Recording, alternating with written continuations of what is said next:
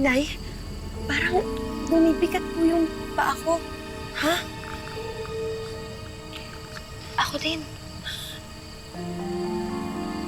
Baka po babalik na po kami sa pagiging statwa. Ha? Oh, anak, sandali lang naman. Huwag na muna. Huwag na muna. Please, huwag muna. Bumibigat na rin yung kamay ko, ate.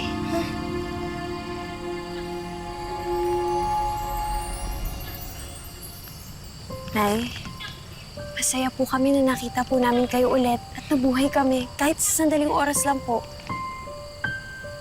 Sandali lang, mga anak. Sandali lang. Sandali lang. Wala pa kaming ibang gusto kundi makakapilit kayo, Nay.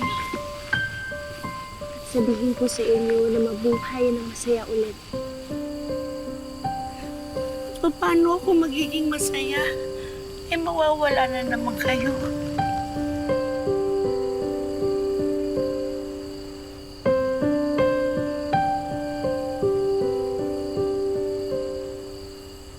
Kasalanan ko to. Kasalanan ko to. Nay, wala po kayong kasalanan. Masaya po kami ni ate at wala po kaming pinagsisisihan sa ginawa namin. Tsaka po, kayo ang unang nagturo sa amin na tumulong sa mga nangangailangan, di ba? Ibig sabihin po nun, hanggang sa dulo ng buhay namin, dala-dala po namin ang aral at prinsipyo na tinuro niyo po sa amin. Kaya, imbis po na malungkot, naging happy at proud po kayo sa amin. Happy. Mahal na mahal ko kayo, mga anak ko.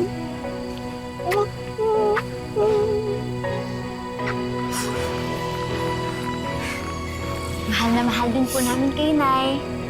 Huwag na huwag niyo pong papadayaan ang sarili niyo. Oh.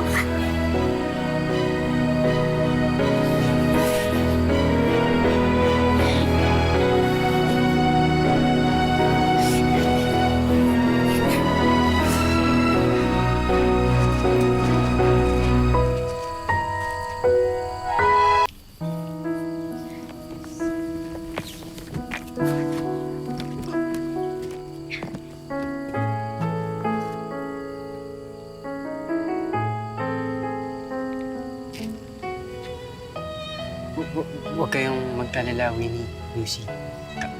Kami na ni tatay ang bahala kay Aling Linda. Di ba, tay? Oo naman.